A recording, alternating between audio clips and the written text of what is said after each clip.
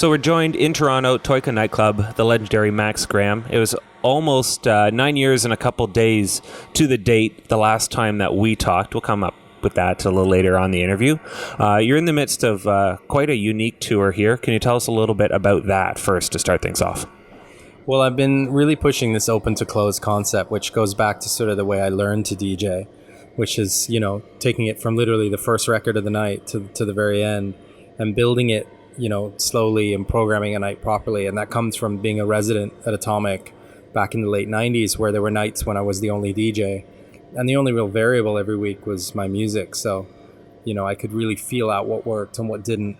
And now, an hour festival set just doesn't really suit me the way a long set does. So, we're lucky enough to have promoters, like Oz at Toyka and DC, New York, Chicago, where they're giving me the whole night to play. And it really, I think, plays to my strength to be able to go through tech house, techno, trance, progressive house, classics, and really tell a proper story. So that's kind of what we're doing right now. Would you say you're more of just the total package DJ for these nights? Well, I mean, you have to be, but do you think of yourself that way, or do you still kind of put yourself towards one genre or another in general?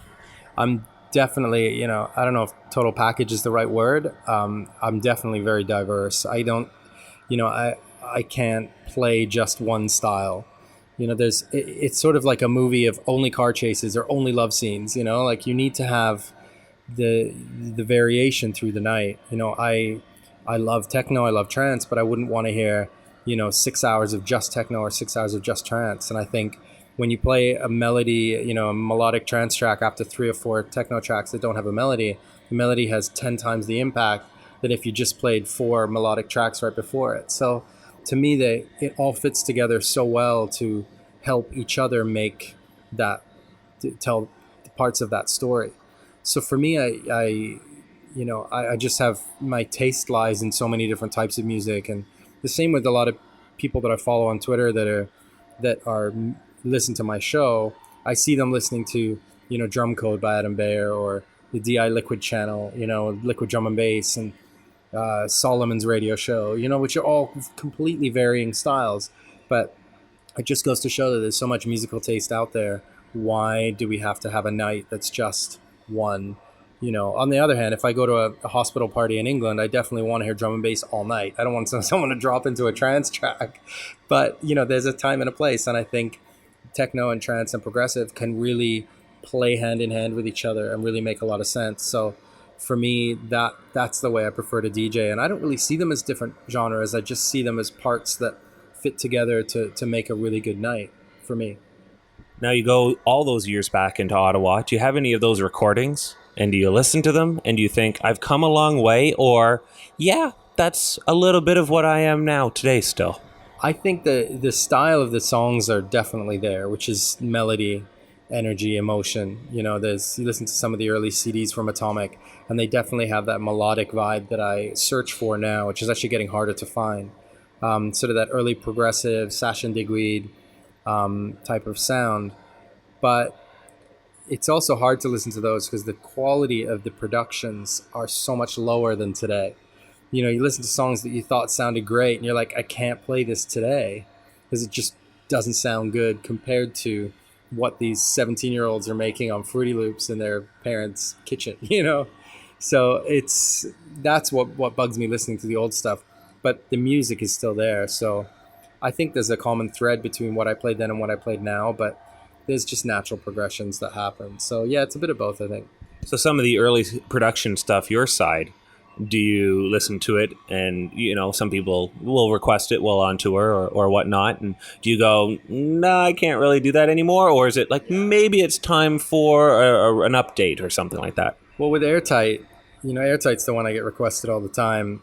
I would love to do an update, but it's like, I kind of don't want to mess with the memory that people have of that record and that I have of that record. I mean, it's 10 minutes long. It's a super slow build. It's not really produced very well. It's really muddy in the low end. And I mean, I didn't know what I was doing then. But it ended up sort of launching my career, which is crazy. But if I played it now, I just don't think it would fit in my set. And people have talked about redoing it. Arne talked about redoing it. Protoculture wants to redo it, but I just feel like it won't capture the emotion of the original. That everyone from Tiesto to Nick Warren played back then. So I kind of want to leave it where it is, but I'm still debating because I would love to do a new version that really captured the essence of the original without ruining the original. But you see all the time people redo old tracks, and everyone's like, why would they do that? They ruined it. Why would they touch a classic? So I'm a little bit wary of going down there. And there's so much new music to make too, so I'm kind of on the fence.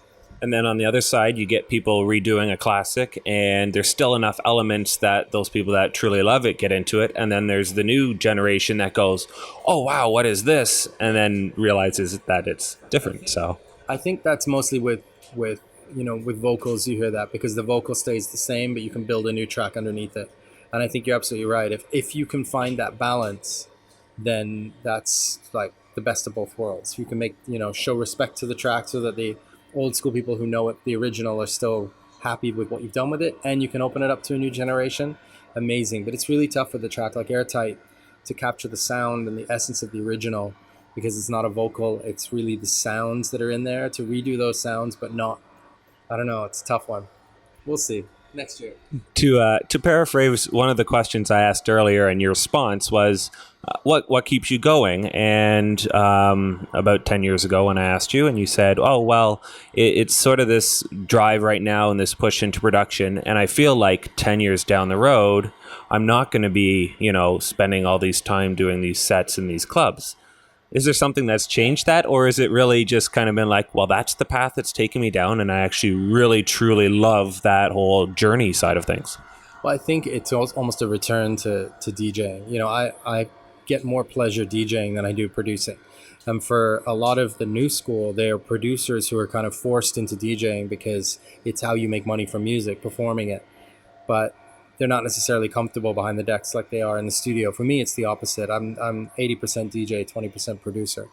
So it's strange to me to hear that I said that, but I think at some point I would love to not have to get on a plane or deal with an airport or a hotel and just stay home and make music. But for now, for me, the long sets give me such satisfaction versus being in the studio. I struggle in the studio, so I get frustrated a lot, and takes me a while to come up with a track that I'm happy with, and then I'm still never happy with it. But a long set I can walk away from, like my New York set in June. I was one of the best sets I've ever played, and that for me has given me more satisfaction than, say, the records that do really well. So I think it's always just a natural return to my roots, which is as a DJ in a dark room. You know what I mean?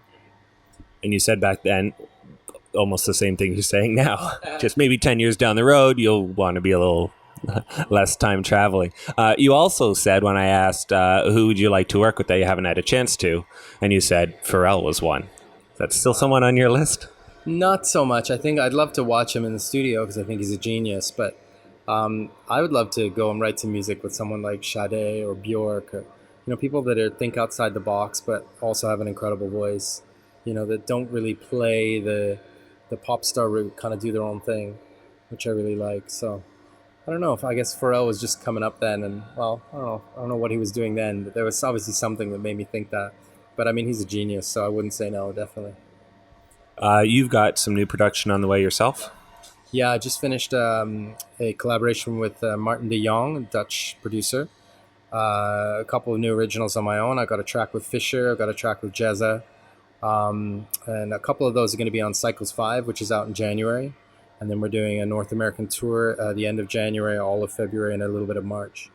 And then we're going to have Cycles 150th episode live coming up. So we'll announce where that's going to be in a little while. Excellent. Do you still find that Canada is your home? Absolutely. Yeah. I was born in England, but now I've been a Canadian citizen. Lived here for 25 years. So even though I've been in Amsterdam for a year, it's still, through and through Canadian. Definitely. So this is a two-part question. One, name a city that you really enjoy visiting. Really enjoy Visiting. Visiting? Tough one. Too many for different reasons. I think for DJing and visiting, the food, the girls, the weather, the architecture, I'd have to say Buenos Aires, Argentina. Well, that was going to be my next part to it.